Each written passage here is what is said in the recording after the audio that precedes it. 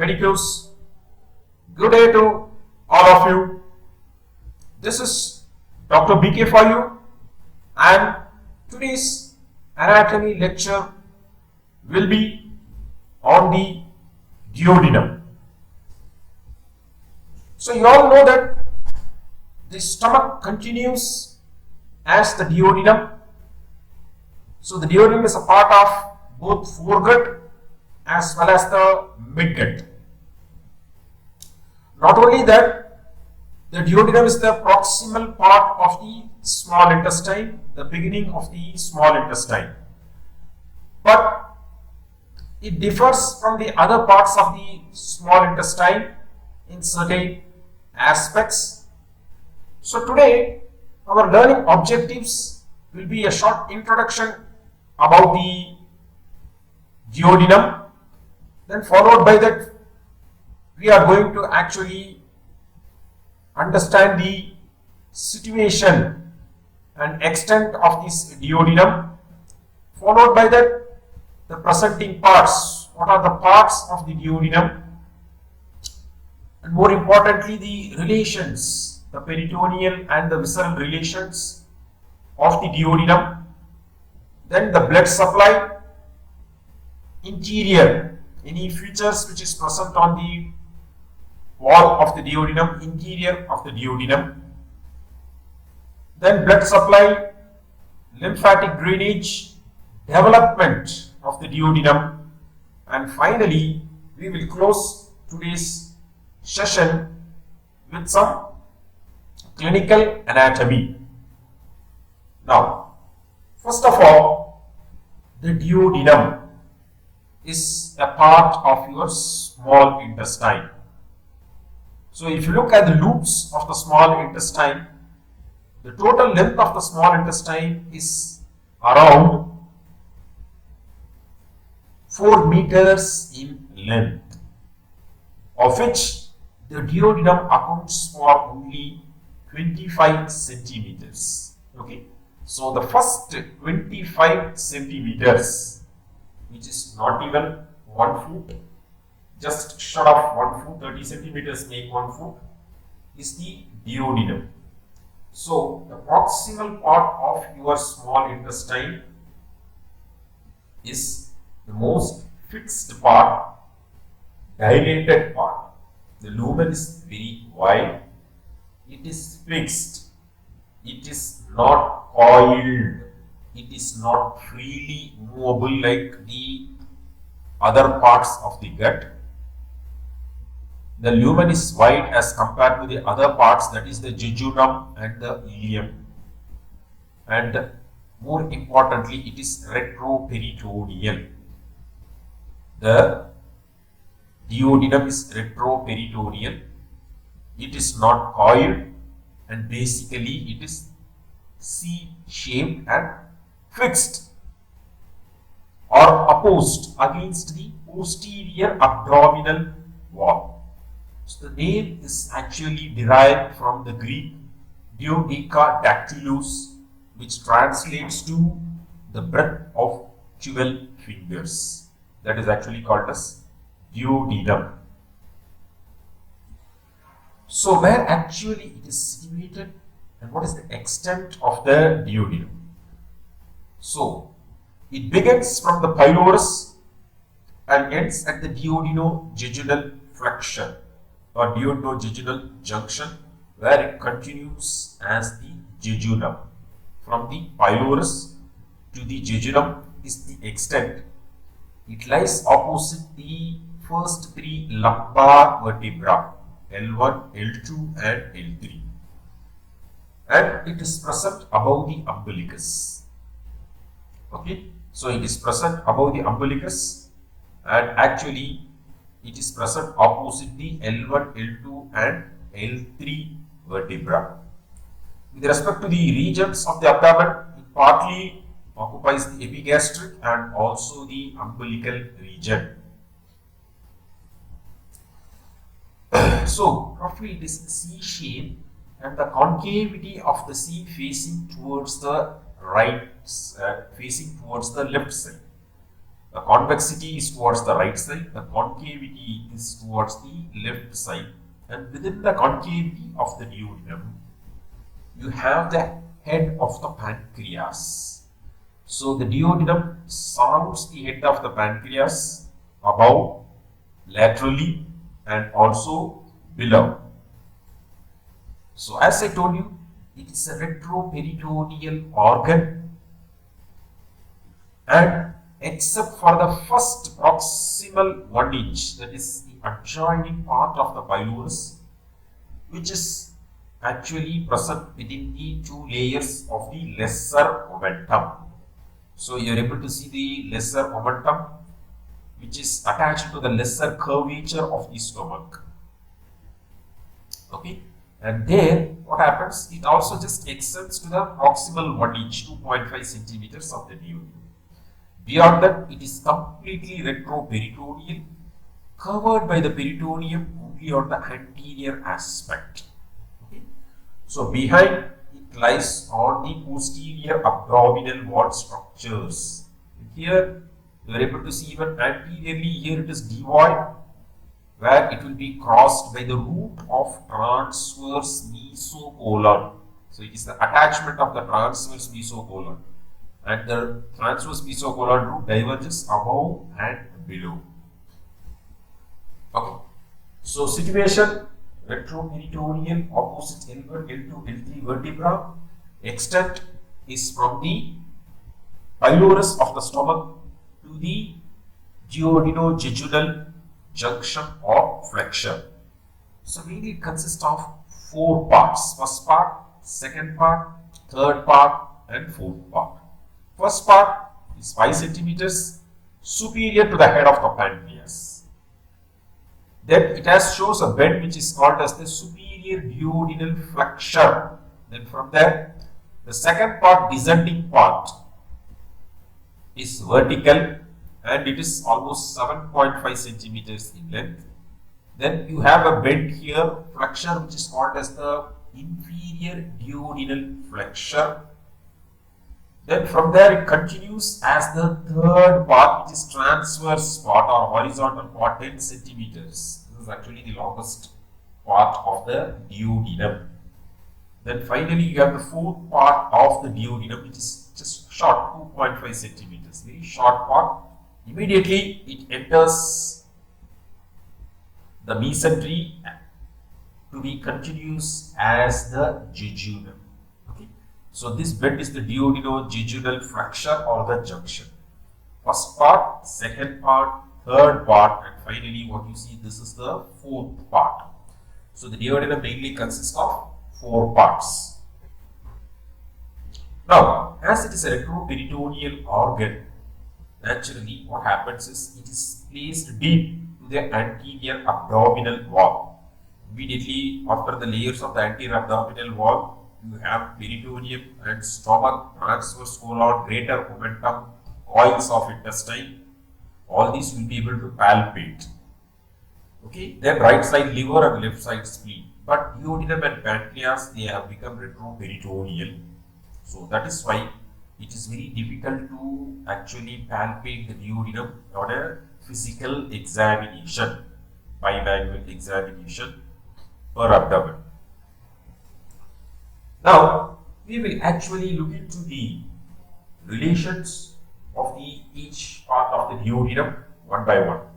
So the first part, the duodenum first part, actually it extends from the pylorus to the neck of the gallbladder.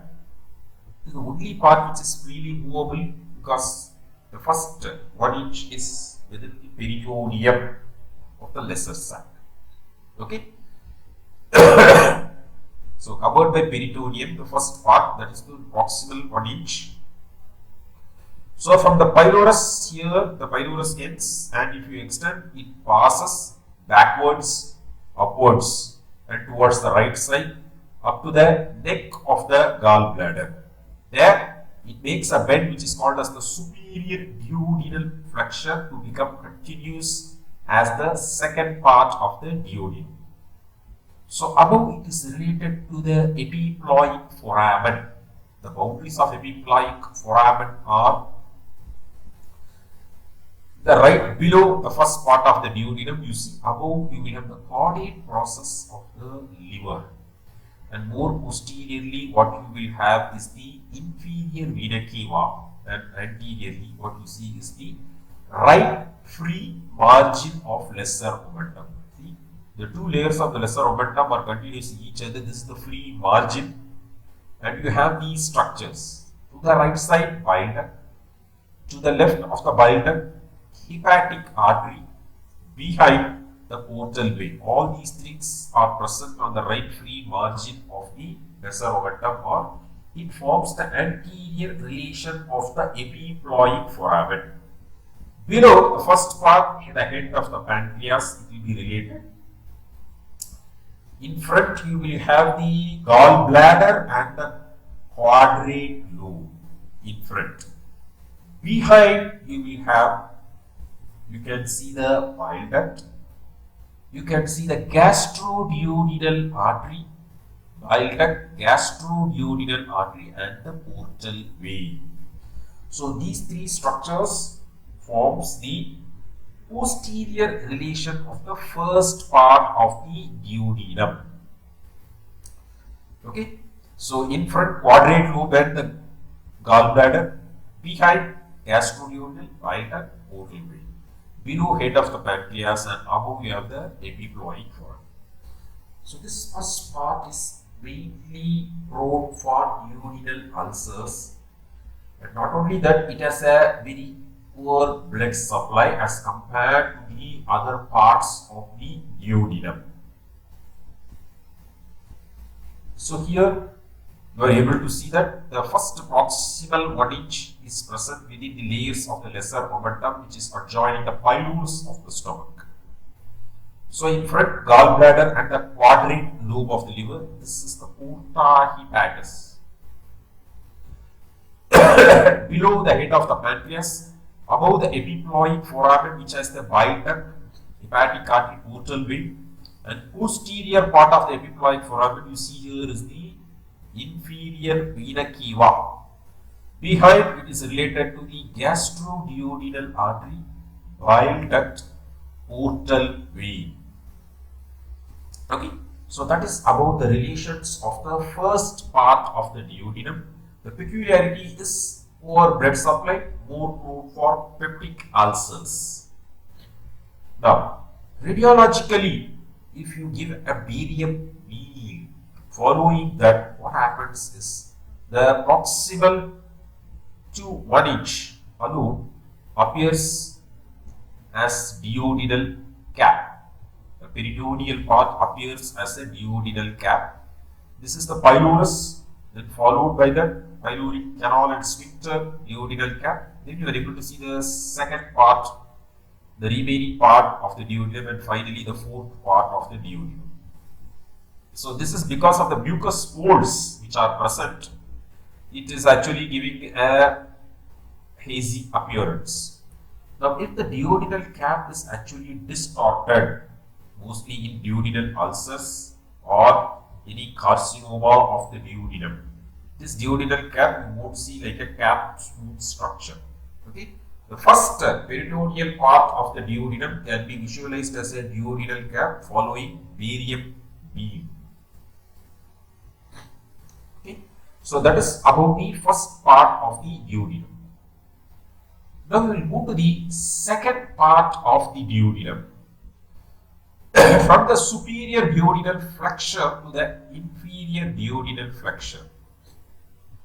Then from the inferior duodenal flexure, it continues or turns towards the left side to continue as the third part. Medially, the head of the pancreas. In the groove between the pancreas and the second part of the duodenum, you have the anastomosis of the superior pancreatico-duodenal and the inferior pancreatico-duodenal arteries. The gap between the groove, head of the pancreas and the second part of the duodenum. Between the head of the pancreas and the duodenum, you have the anastomosis of these arteries. Medially, laterally, what you see here is the right colic flexure. So what you see mainly is the right colic flexure and right lobe of liver, which you will be able to see here. Liver is not shown in this picture. Right colic flexure, lateral, medially we have seen. Anteriorly, it will be related to the transverse colon and transverse mesocolon.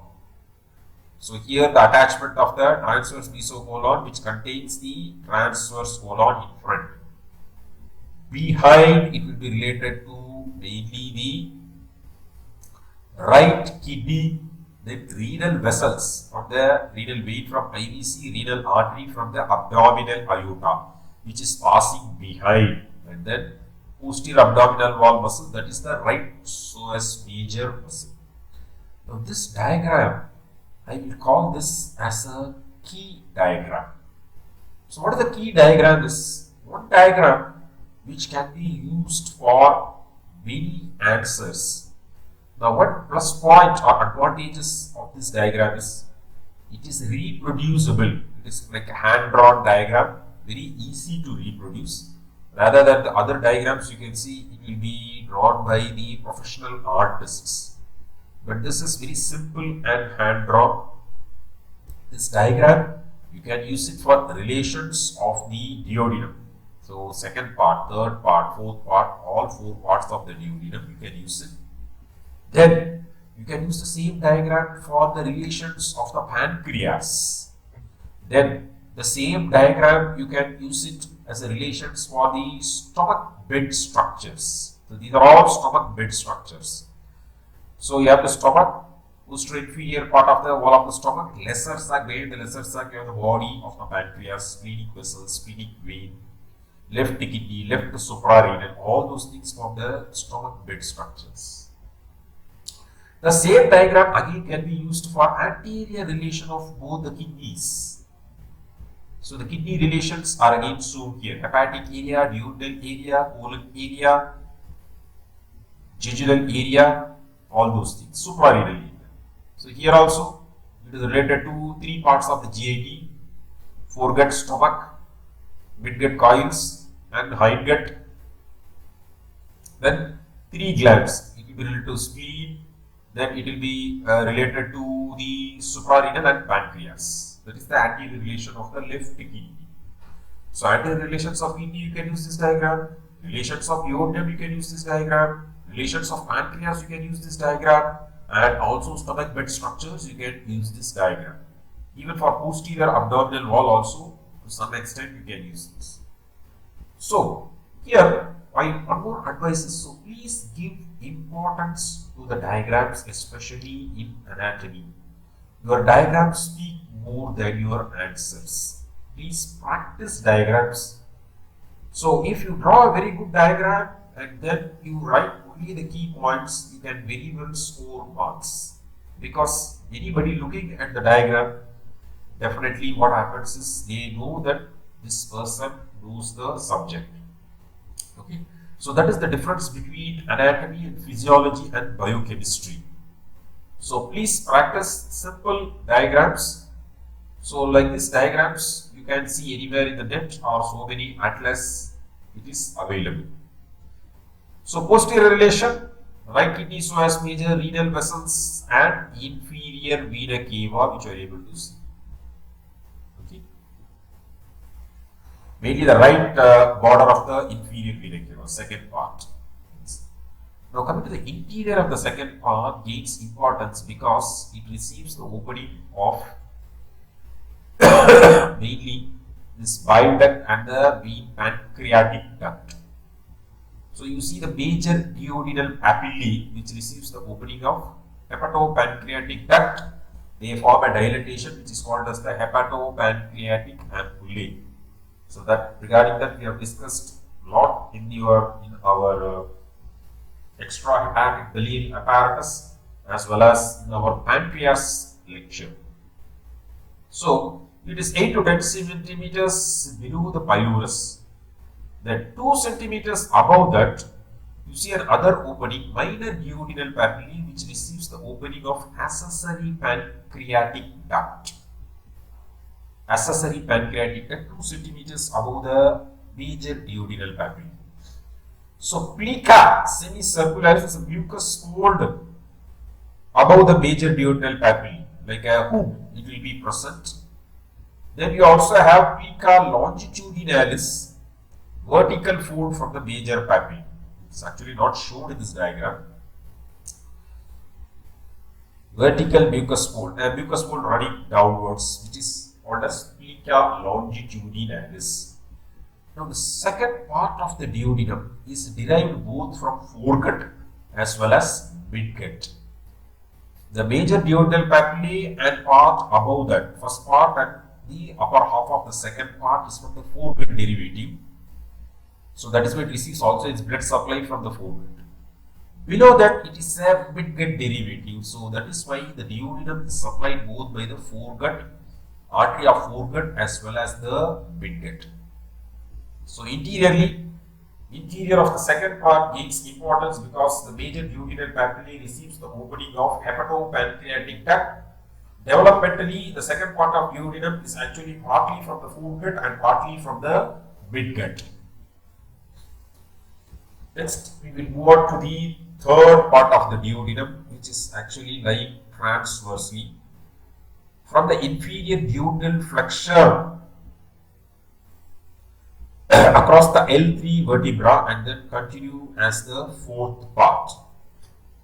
So mainly you see the root of mesentery, attachment of the root of mesentery in front. Then you see the superior mesenteric vessels originating from the aorta, that is the superior mesenteric artery, above the celiac trunk. So in front related to the root of mesentery, superior mesenteric vessels, that is the artery and the vein which is going to drain into the portal vein. Superior mesenteric vein forms the anterior relation. Behind, it is related to this psoas major muscle, inferior vena cava, abdominal aorta, major vessels. So behind this third part, you have the aorta, IVC, then you have the right psoas major muscle. Above, head of the pancreas and uncinate process. Below, coils of jejunum. So from here, jejunum will come and fill all these space. So naturally, it is related to the coils of jejunum. Okay, behind, great vessels, aorta and the IVC, in front, superior mesenteric vessels and uncinate process. Okay, behind, right psoas major, as I told you, above, head of the pancreas and uncinate process. Fourth part of the duodenum, you are able to see the fourth concluding part of the duodenum. To the left side of the aorta. So you are able to see the aorta behind, to the left side of the aorta. It ascends up to the L2 vertebra and then suddenly it comes forwards at the duodenojejunal flexure to continue as the jejunum.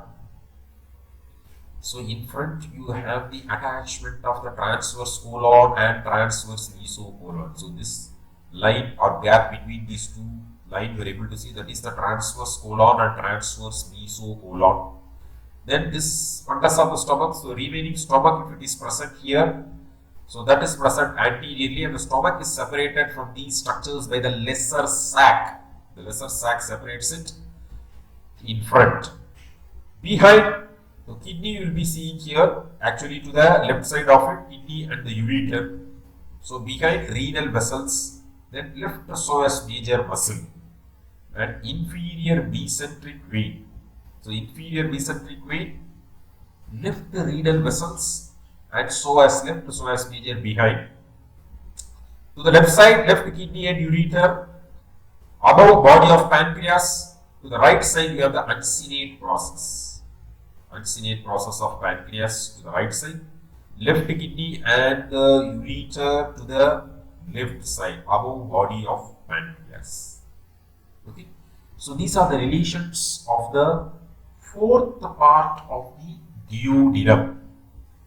Now, the duodenojejunal flexure is mainly maintained, this bend is mainly maintained by the suspensory ligament of duodenum, which is also called as the ligament of Treitz. Ligament of Treitz. This is actually the esophagus opening, and that is your left crus, and this is your right crus. Right crus actually is longer. because it has to counteract the pressure of the liver. It has to displace the liver. So naturally, right crus has a longer attachment also to the lumbar vertebra.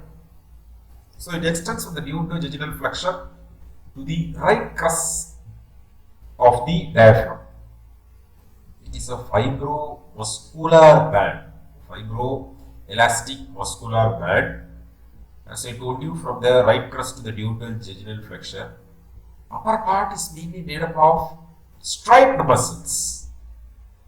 Middle part is fibroelastic and lower part is mainly made up of smooth muscles. So you have part of smooth muscle, you have part of striped muscle in the upper one third, and middle part is actually fibroelastic.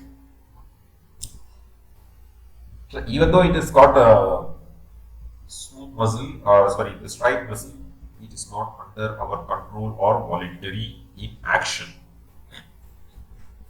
Coming to the arterial supply of the duodenum, so mainly the superior and inferior pancreaticoduodenal arteries. The superior pancreaticoduodenal artery is a branch from the gastroduodenal artery, giving superior pancreaticoduodenal. It divides into anterior and posterior branch. From the superior mesenteric artery, inferior pancreaticoduodenal, that also divides into anterior and posterior branch.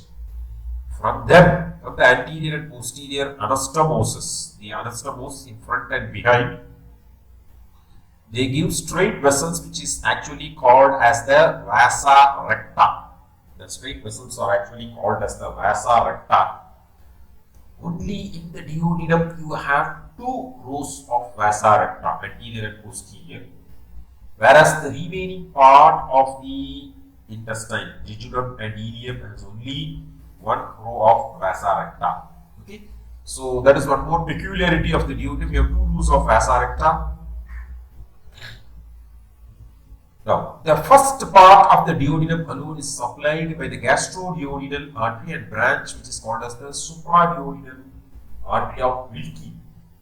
Okay, so the supraduodenal branch Wilkie artery is a branch from the gastroduodenal artery. Also, infraduodenal from the right gastroepiploic artery. So these two, mainly first part is supplied by the gastroduodenal artery. There is no rich anastomosis, and the first part blood supply is poor. And all these vasa recta, they are end arteries. So if there is no proper anastomosis, then naturally what happens? Vascular necrosis might take place. Veins, they drain into the superior mesenteric vein. Lymphatics, mainly the pancreaticoduodenal nodes. So the pancreaticoduodenal nodes, they drain the lymphatics, and from there they go to the celiac nodes and superior mesenteric nodes. Celiac and superior mesenteric nodes. These pancreaticoduodenal also drains the head of the pancreas. So ultimately they have to go to celiac nodes, paratic nodes. Nerve supply, sympathetic, is from celiac plexus, T6 to T9 segments of the thoracic segments of the spinal cord, pre-ganglionic fibers, they come and relay the celiac plexus. Post-ganglionic fibers from the celiac plexus surrounding the celiac trunk will supply. And of course, parasympathetic is by vagus. So very simple, parasympathetic, any part of the GAT you take, it is mainly from the vagus. Okay, so that is about the lymphatic drainage and nerve supply of the duodenum. Now, duodenal recess. Now, what are duodenal recess, or for that matter, what are peritoneal recess? It is actually a peritoneal recess. Pockets of peritoneum, they are actually blind pockets. You have opening only at one end, the other end will be a dead end. Now, where are you come across? Mainly, see, in the peritoneum class itself, we have discussed about the recesses. Fourth part of duodenum, where it is continuing as jejunum, you have the duodenal recess. Then near the cecum, you have retrocecal recess. Then near the sigmoid colon, we have the intersigmoid recess. So if you look carefully these three places, it is these three places where some part of the gut is becoming peritoneal to non-peritoneal or from non-peritoneal to peritoneal. So for example, the duodenum, what happens here, from the fourth part, jejunum is becoming peritoneal. Now from the cecum, what happens, it is going to become non-peritoneal. Same way, the descending colon is non-peritoneal, sigmoid colon is peritoneal. So wherever they go in or out of the peritoneum, they raise a fold of peritoneum and thereby they create a blind spaces like this, which are actually called as the recesses. So mainly supraduodenal recess, first part, all are related to the fourth part of the duodenum. Directed below and the fold is maybe the duodenojejunal fold. It is directed upwards or opens downwards. The next is actually the infraduodenal recess, directed upwards, and it is mainly formed raised by a fold of duodeno-mesocolic fold. So mesocolic fold. Then you have the retroduodenal recess behind the junction of third and fourth part, which is not shown here. Then you have the paraduodenal recess. It is parallel to the fourth part. The opening is bounded by the fold of the inferior mesenteric vein. This inferior mesenteric vein raises a fold. Okay.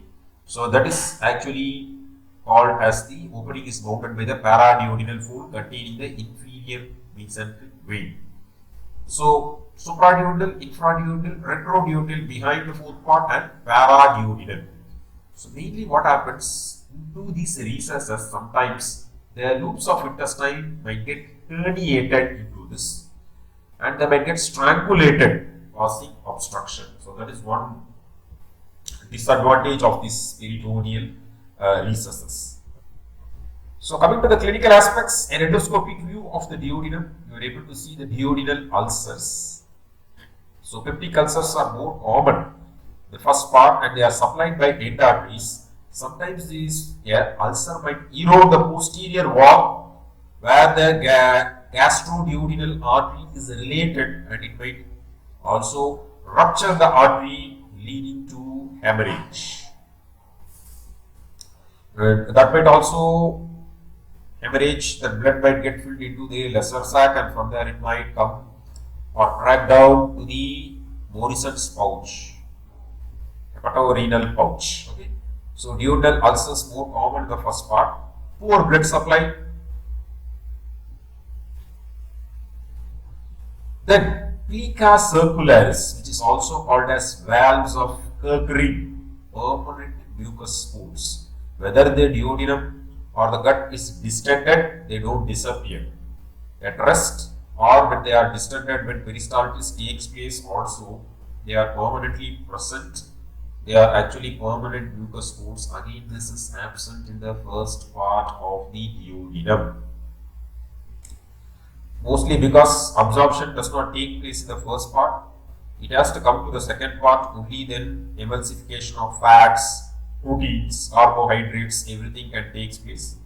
So, first part, the valves of Kerckering are absent. Wilkie's syndrome. So, duodenal obstruction might be caused by the Wilkie's syndrome if mainly the third part is caught between the superior mesenteric artery and the abdominal aorta. So, this is normal lumen. If this is compressed between these two, you are able to see the lumen is narrowed down, and that is called as the Wilkie's syndrome. The duodenum gets compressed between the superior mesenteric artery and the abdominal aorta, leading to obstruction. So other aspects, developmental annular pancreas, we have discussed much about it, the development of the pancreas. So the ventral and the dorsal bed might encircle the duodenum, naturally leading to obstruction. So because if there is an obstruction due to annular pancreas, so the person vomits mainly bile, he will vomit bile. Next, other developmental anomalies are stenosis. Narrowing of the lumen is actually called as stenosis. because vacuolization, the lumen, actually what happens, canalization should take place. So cells should die if there is a solid cord, and then a lumen should be created. Okay. So if that does not occur, if the wall is very thick or fibrosed, then it leads to stenosis. Narrowing of the lumen is actually called as duodenal stenosis. The proximal part will be dilated or bulged. Next is duodenal atresia. So absolutely no lumen. Suddenly what happens? The upper part ends in a blind tube, lower part, and it is connected by a fibrous tissue. That is called as duodenal atresia. So atretic, it has become totally atretic. That is called as duodenal atresia. So these are some of the clinical aspects with respect to the duodenum. So thank you very much for your patient listening.